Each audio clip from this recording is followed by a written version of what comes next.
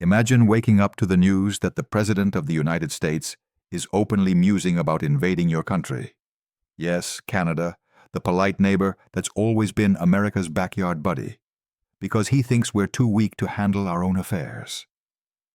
That's the outrageous reality we're facing today, folks, as Donald Trump ramps up his bullying tactics, turning a trade spat into a full-blown geopolitical farce that threatens to upend North American stability. This isn't just hyperbole.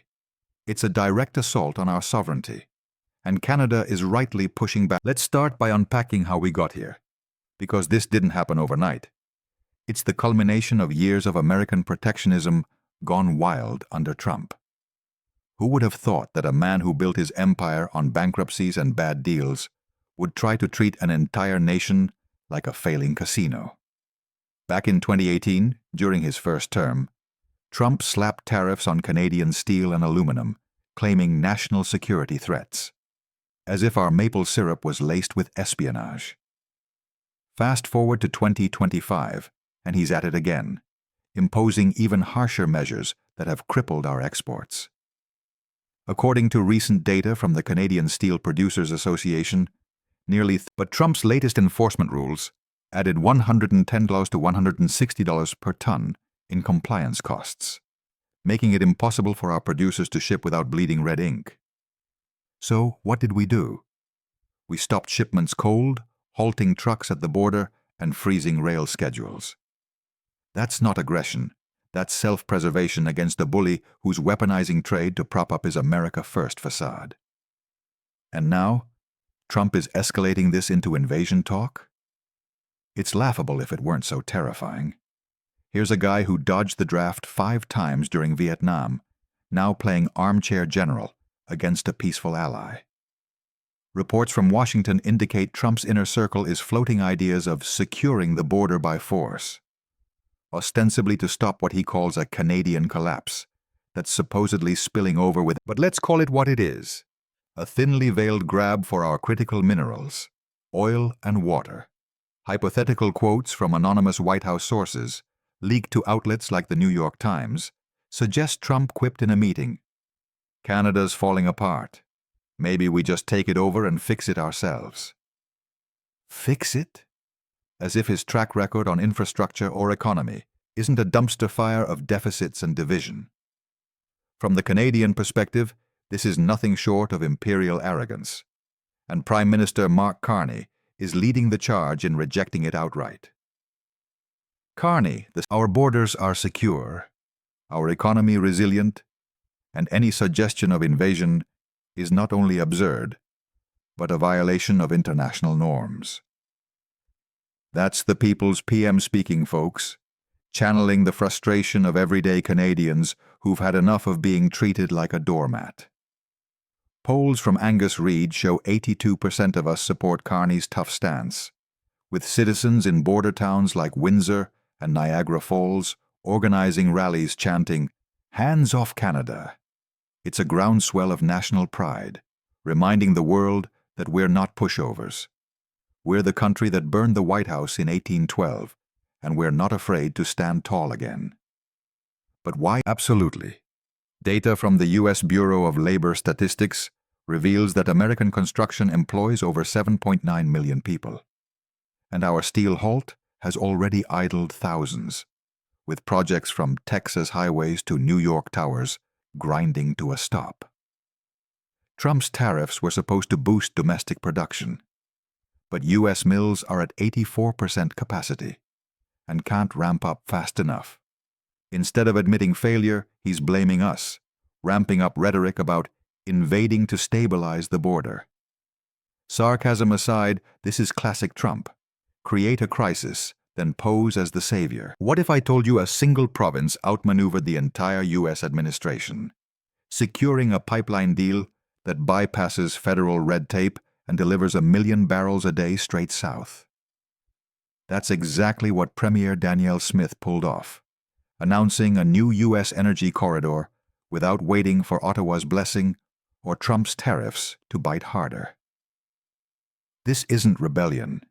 It's smart economics in the face of aggression. For years, projects like Keystone XL were killed by political games, costing us $50 billion annually in lost GDP. Now, Alberta's corridor locks in demand, creates tens of thousands of jobs, and partners with Indigenous communities through equity shares. A far cry from Trump's divisive drill baby. But let's critique this from the ground up. Trump's energy strategy is all bluster, subsidizing fossil fuels while ignoring renewables, leading to volatile prices that hit American families hard. In contrast, Carney's government is balancing growth with green tech, like carbon capture in Alberta's Pathways Alliance, aiming for net zero by 2050 without shutting down production. Hypothetical worker quotes from Fort McMurray sum it up. Trump talks tough, but Carney delivers. Our jobs are secure because we're not kowtowing to a bully. And stats back it. Alberta's production tops 4 million barrels daily, with this corridor stabilizing prices and reducing our transportation discounts by millions. Trump's Trump corollary, his Monroe Doctrine reboot, demands we integrate resources into the U.S. base or face consequences. But Carney's rejection is spot on. We cooperate as equals, not subordinates. This resonates with allies like the EU, where leaders have voiced support for Canada, with French President Macron reportedly saying, "Trump's threats undermine NATO unity. Canada has our backing." It's a global chorus condemning Trump's overreach, amplifying our stance that sovereignty isn't negotiable, diving deeper into the economic quagmire, because this crisis exposes Canada's resilience against Trump's predatory tactics. Is it any wonder that a president who bankrupted casino... Reality check. Our GDP per capita still outpaces many U.S. states, and under Carney, deficits are being reined in from pandemic highs, targeting a $90 billion shortfall focused on infrastructure, not tax cuts for billionaires like Trump's. Past events like the 2018 tariffs cost U.S. downstream jobs 75,000, while gaining only 8,700 in steel. History repeating, with Moody's predicting a 0.4% U.S. GDP hit from our steel stoppage. From the people's lens, Carney's a breath of fresh air after years of stagnation. He's smashing oligopolies in telecoms and groceries where we pay 7 times more for data than Aussies.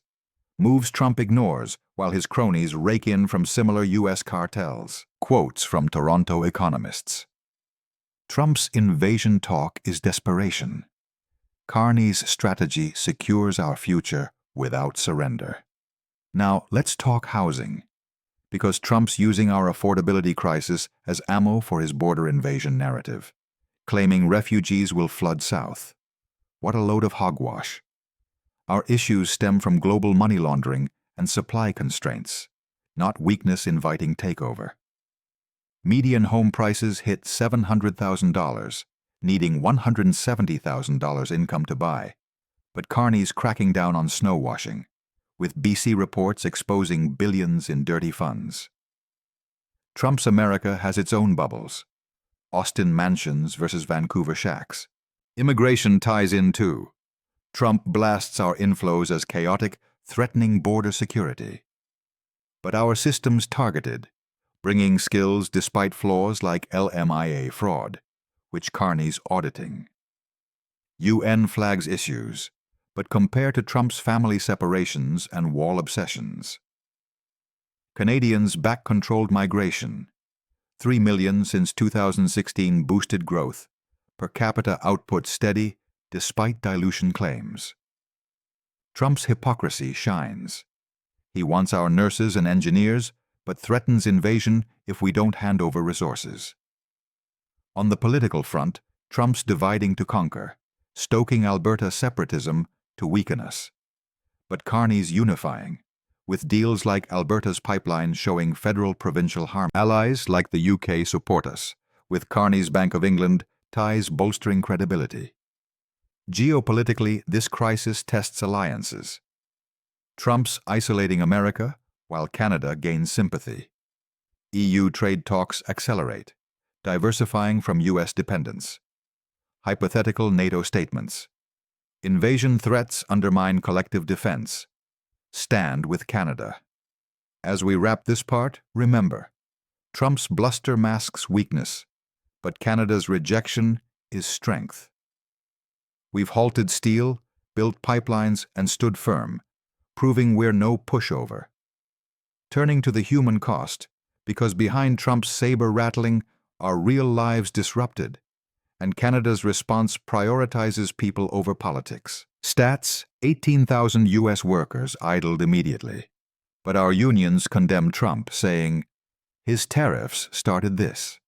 Carney's protecting sovereignty. Indigenous perspectives amplify support. Alberta's equity models empower communities, rejecting Trump's resource grabs that ignore treaties. First Nations leaders. Canada respects us.